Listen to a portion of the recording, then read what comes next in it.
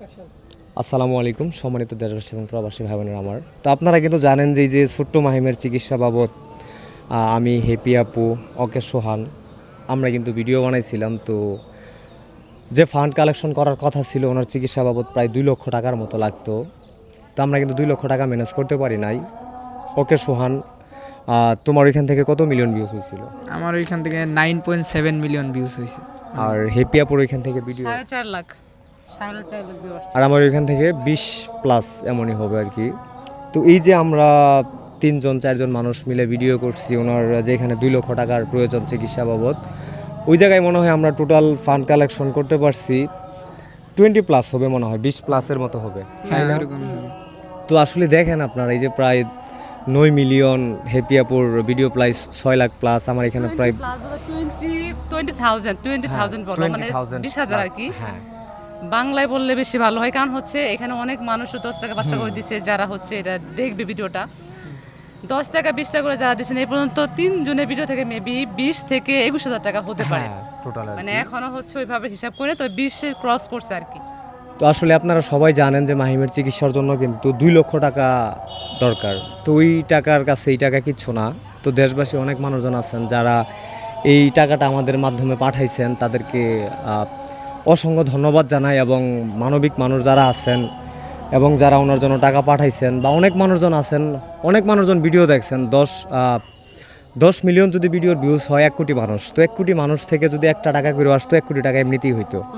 তো ওই দিক থেকে আমি মানবিক মানুষ যারা আছেন, হয়তো অনেকেই মানবিক আছেন কিন্তু দিতে চান, আবার ডাউট ফিল করেন, তো এরকম অসহায় পরিবারকে ইচ্ছা করলে কিন্তু আপনিও দিতে পারেন। আর আমরা মানবিক যে কাজগুলো করতেছি এই জায়গায় কিন্তু আমরা আমাদের নিজস্বভাবে কাটছাট করার কোনো সিস্টেম নাই, কারণ আমরা অসহায় মানুষের জন্য করতেছি, যেন অসহায় মানুষের জন্য আমরা করতে পারি। তো সোহান, এই যে তুমি তো ওনার পরিবারটা নিয়ে যতদিন থেকে কাজ করতেছো, তো ওনার সম্বন্ধে তুমি এই যে ফান্ড কালেকশনের ক্ষেত্র থেকে শুরু করে ওনার যে একটা চিকিৎসা বাবদ টাকা পয়সা দরকার, তো এই বিষয়ে ওনার পরিবারের যে আবেগময় কিছু কথাবার্তা, তো এইটা দেখে তুমি কি মনে করো ওনার পরিবারটা? এটা দেখে কথা মনে করেন যে আমরা আজকে আসছি, আইসে দেখলাম যে ওনার দাদিও নাকি ঠ্যাং ভেঙে পড়ে আছে।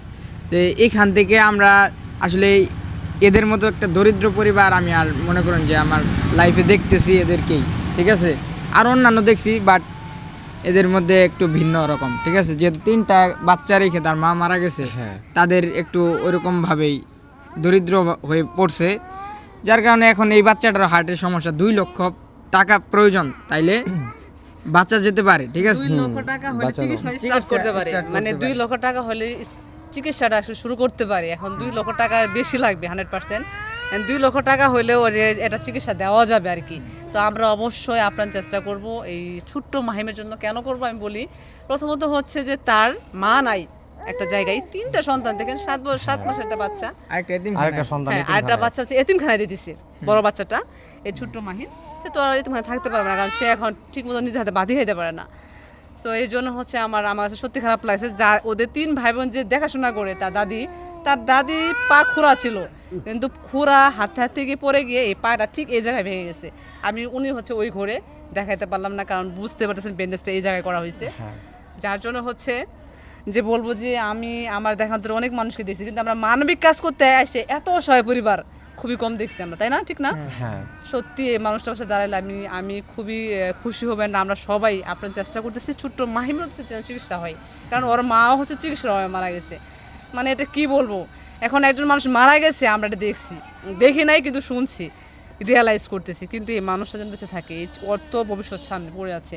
ছোট্ট একটা মাহিম অনেক বড় হবে, ওর লাইফটা ভালো হোক, ওর একটা উজ্জ্বল ভবিষ্যৎ আছে, তার জন্য আমরা আপনার চেষ্টা করতেছি। কারণ আমার একটা মেয়ে আছে, আমি বুঝি সন্তান আসলে হয়তোবা তার মা মারা গেছে, প্রত্যেকটা বাবা মার কাছে সন্তান, হ্যাঁ হয়তোবা তার মা মারা গেছে, ওর মা মারা থাকলে হয়তোবা মা এই কথাগুলো আর মাই বলতো, কিন্তু আমি সে জায়গা থেকে বলতেছি প্রত্যেকটা মায়ের যেটা সন্তানটা ভালোভাবে বড় হোক, সুস্থ থাকুক, এই দুনিয়ার বুকে ভালোভাবে সে বেঁচে থাকুক।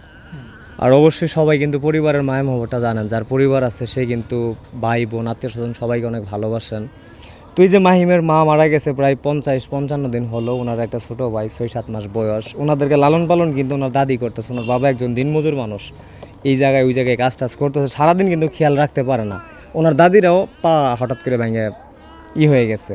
তবে যাই হোক, আল্লাহ না চাইলে মানুষে কিছু করতে পারে না। আর মানুষ যদি চায় যে কোনো মানুষের মানে মৃত্যুর হাত থেকেও বাঁচাই নিয়ে আসতে পারে।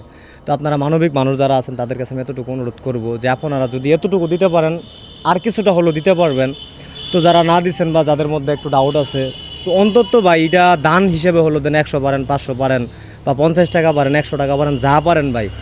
এতটুকু অনুরোধ রইল এই যে মাহিমের পরিবারের জন্য, যতটুকু পারেন একটু চেষ্টা করবেন দেওয়ার জন্য। কারণ যারা দান করে তারা সবসময় সর্বোচ্চ শিখরেই থাকে।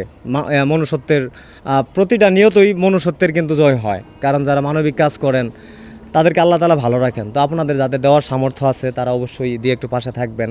বেশি কিছু বলতে চাই না।